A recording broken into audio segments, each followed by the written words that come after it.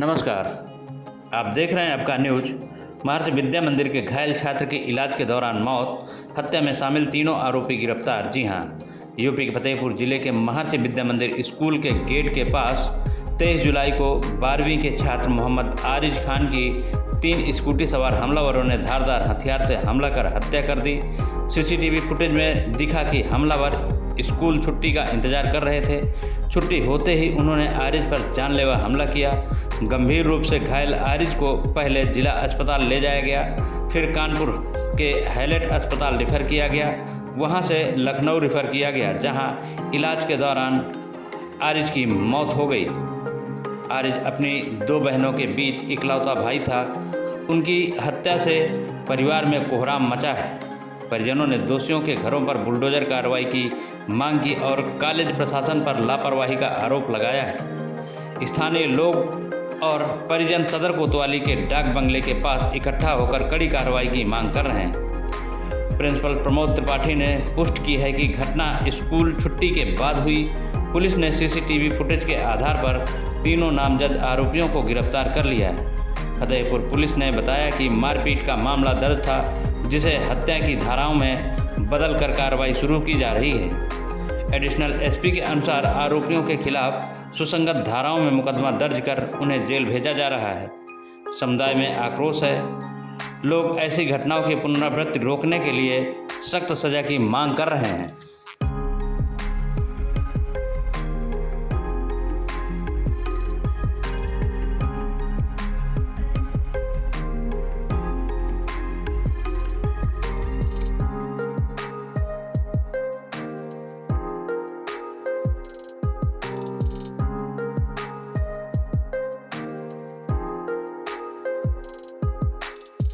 मोहम्मद आरिज नाम था मेरे भाई का। 3 लोग ने मारा, जिसमें कि एक लड़का नहीं था सर, वो आदमी था।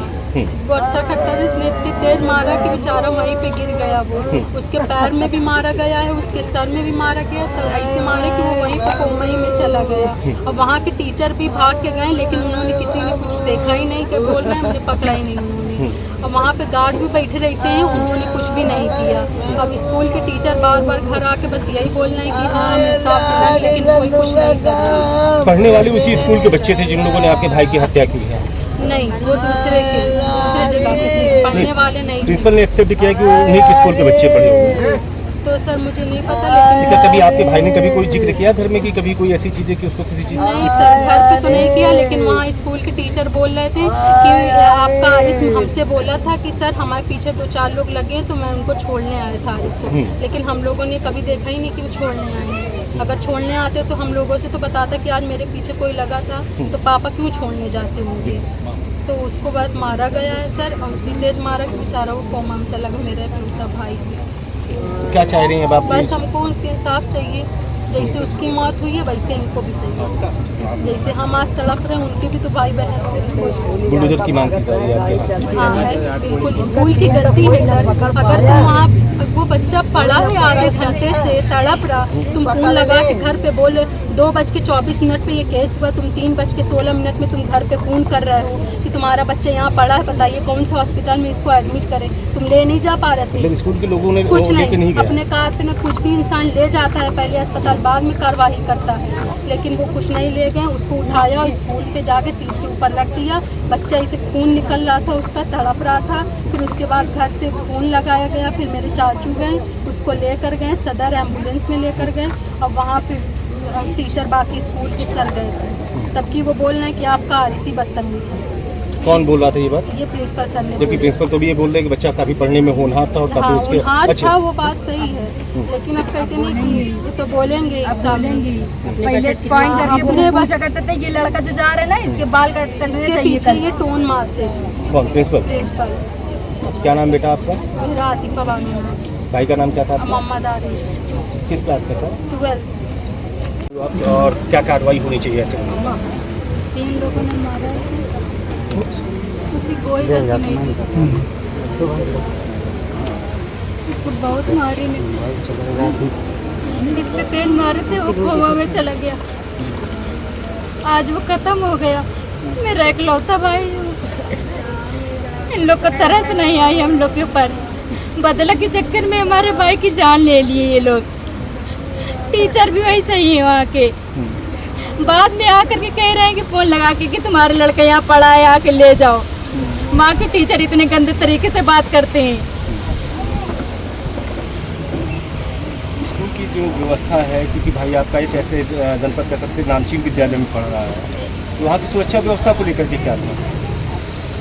कुछ नहीं सर जी, वहाँ पर वहीं पर मारा गया है। टीचर बाहर खड़े रहते हैं, बाद में पहुँचे हैं। बच्चे वहाँ खड़े थे इतने सारे, किसी ने हाथ नहीं लगाया। उसके मार के चले गए आराम से। सब देख रहे थे, तमाशा देख रहे थे। उसके बाद आकर घर में बता रहे, कह रहे हाँ हमको बताया था एक बार उसने कि हाँ मेरे पीछे पड़े हैं, हमको मारेंगे, तो हमने उसको निकाल दिया था। अच्छा, टीचर की बात बोल के भी को निकाल दिया गया है। उसके बाद भी उन लोगों ने कोई एक्शन नहीं लिया, कुछ नहीं बोला।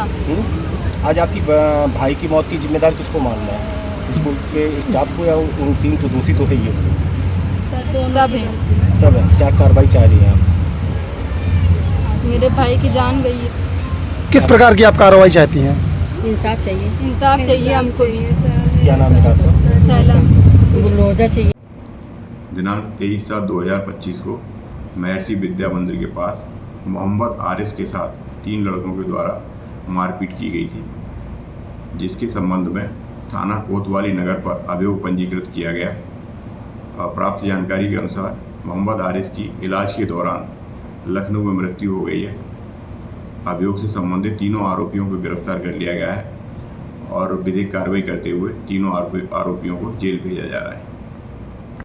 सर, आपके विद्यालय में एक बच्चे के साथ मारपीट हुई, जिसके उपरांत उस बच्चे की हेड इंजरी से उसकी डेथ हो गई। जहाँ बताया जा रहा है कि आपके स्कूल के ही वो पढ़े लिखे हुए बच्चे हैं और उन लोगों ने इस तरीके की घटनाकृत को अंजाम दिया, जिससे बच्चे से लेकर के हर एक अभिभावक इन दिनों सहमा हुआ है।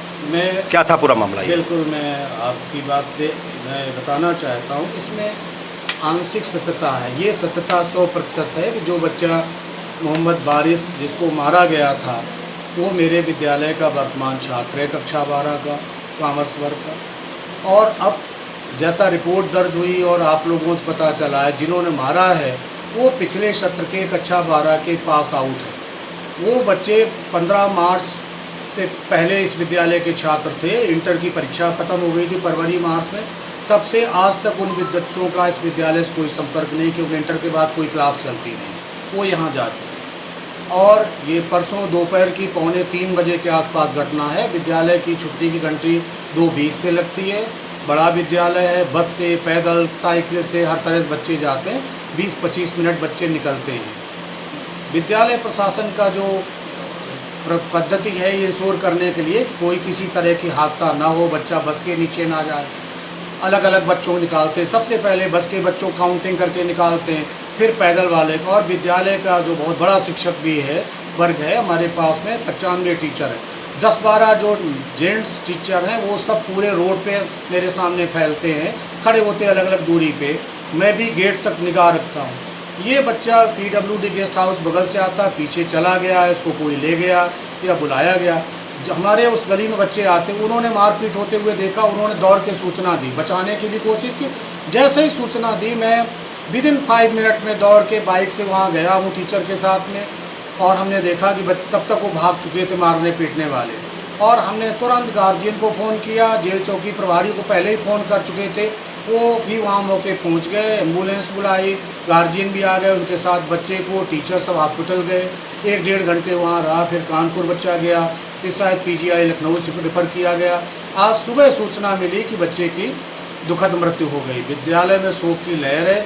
जैसे ही पता चला, मैंने 2 दिन के लिए विद्यालय में अवकाश घोषित कर दिया। और कल दोपहर में मेरे पास में ये कोतवाल राय साहब, क्राइम ब्रांच के कोतवाल साहब, 4-5 और SI, उन्होंने बताया कि साहब FIR हुई और ये बच्चे रहे। निश्चित रूप से विद्यालय वो छात्र रहे भूतपूर्व हैं, उनका जो विद्यालय रिकॉर्ड उपलब्ध है वो सारा पुलिस को उपलब्ध कराया गया। और मैं पीड़ित पक्ष को उसके साथ खड़ा हुआ। और मैं आपके माध्यम से अपील करना चाहता हूँ कि इसमें कठोरतम कार्रवाई की जाए। वो बच्चे नहीं जिन्होंने अपराध किया, वो 302 के अपराधी हो गए। और बच्चा जिस परिवार का हुआ उसके लिए अपूर्णीय क्षति है, शब्दों के द्वारा नहीं। आज ये सब सुबह बच्चों को निकालने के बाद में मैं पूरे विद्यालय स्टाफ के साथ स्वयं वहाँ पीड़ित पक्ष के घर गया था थोड़ी देर के लिए। और मैं ये भी करता हूँ, ये वो दूसरे सारे अभिभावकों के मेरे पास में हम सब मेरे पास रहता हूँ, कैसे अभिभावकों क्या क्या मैंने मैसेज भेजा।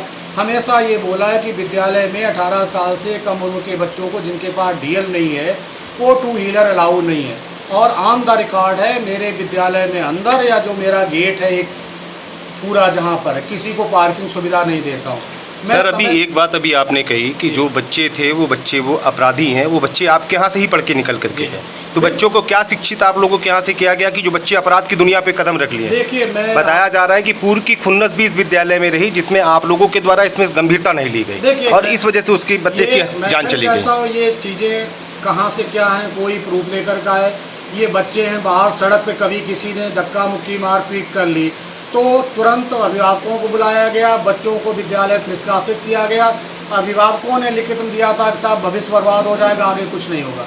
विद्यालय जीरो टॉलरेंस की नीति अपनाता है और विद्यालय ये महर्षि महेश योगी महात्मा का विद्यालय, यहाँ संस्कार पूर्वक शिक्षा दी जाती, यहाँ बच्चों को अपराधी बनाने की शिक्षा नहीं दी जाती। ये मैं कहना चाहता हूँ कि ये खेत का विषय है, इस विद्यालय से निकले हुए छात्र हैं, लेकिन उन बच्चों को बाइक कौन देता है, उन बच्चों को पेट्रोल कौन डलवाता है, उन बच्चों की हौसला अफजाई कौन करता है, ये आप भी जानते हैं ना। मैं तो मानता हूं कि वो बच्चे आज तो बच्चे ही नहीं, उन्होंने एक की हत्या कर दी। क्या लग रहा है इस हत्या के पीछे बाइक कारण है? नहीं, जो भी रहा होगा, कई बार ये आता क्यों होती बच्चों में लड़ाई, कोई बाइक नहीं ला रहा, पीछे वो उछल के बैठता है, वो नहीं बिठा रहा। आप खुद सोच सकते हैं। अब या तो जाँच का विषय, मुझे नहीं मालूम कि कोई इनका पारिवारिक विवाद है, अदरवाइज विद्यालय में क्या हो सकता है, बच्चे एक परिवार के नहीं, बच्चे एक स्थान के नहीं है, तो क्या हो सकता है। सर अभी ये बताया जा रहा है कि ये घटना जो है स्कूल गेट से ही लगी हुई जगह पे घटना घटित हुई सर, है। ये आपका ये कहना है कि इसमें स्कूल प्रशासन की कोई जिम्मेदारी नहीं, ये नहीं कहना। ठीक है, पर ये रोड तक तो आपकी जिम्मेदारी कि बच्चा जब ये, क्योंकि ये हाईवे भी है, इस जगह पे हाईवे से निकलने वाले सैकड़ों वाहन हैं, वहाँ तक तो स्कूल की जिम्मेदारी होती कि वहाँ तक बच्चों को छोड़ा जाए। ये 100% ये कहना कि नहीं है विद्यालय, गलत है। विद्यालय की जिम्मेदारी है, विद्यालय करता है, विद्यालय के शिक्षक और मैं स्वयं मॉनिटरिंग करता हूँ सड़क पे जहाँ तक मेरी बाउंड्री होती है। बाउंड्री के आगे सर जाना मेरी सीमा है, आप समझ, संभव नहीं मेरे लिए, एक समझ रहे। और ये जो घटना हुई है विद्यालय के पास की काशीराम कॉलोनी से 100 मीटर आगे आप चले जाएं, बैक साइड में कोई दुकान है,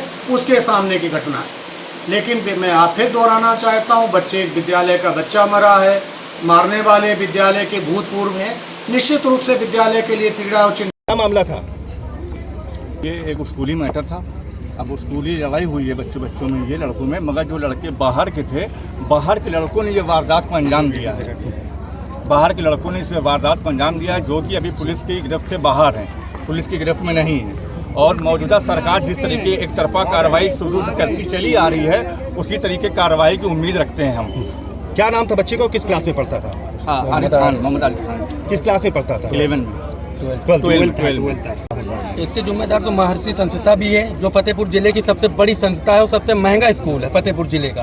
अगर देखा जाए तो वहाँ के प्रिंसिपल, वहाँ के स्कूल के टीचर वगैरह क्या करते हैं, वहाँ कोई प्रशासन की सुविधा होना चाहिए। वहाँ पर देखा जाए तो एक कांस्टेबल परमानेंट होना चाहिए, इस मारे होना चाहिए कि वहाँ पर फतेहपुर जिले के सारे वीआईपी घरों के बच्चे वहाँ पर पढ़ते हैं, कोई गरीब गुरगा घर के बच्चे वहाँ पर नहीं पढ़ सकते, वो महंगा स्कूल है। तो इस मारे वीआईपी की सुविधा दे दें कम से कम, तो एक न एक कांस्टेबल वहाँ पर प्रेजेंट टाइम पे होना चाहिए। छुट्टी होती है वहाँ पर, एक केस नहीं है, हजारों केस वहाँ पर होते हैं। जवान जवान लड़कियाँ वहाँ पर पढ़ती हैं, जवान जवान लड़के पढ़ते हैं। आए दिन पता चलता है कि छेड़छाड़ी हो रही है, आए दिन पता चलता है कि बसों के पीछे लड़कों की गाड़ियाँ चल रही हैं। तो इसके जिम्मेदार कौन है? इसके जिम्मेदार यहाँ का कौन है? इसका जिम्मेदार यहाँ का प्रशासन है, इसका जिम्मेदार यहाँ का प्रशासन है। प्रशासन क्या कर रहा है? प्रशासन को दिखता नहीं है कि संजीवियत स्कूल में क्या होता है, महर्षि स्कूल में क्या होता है।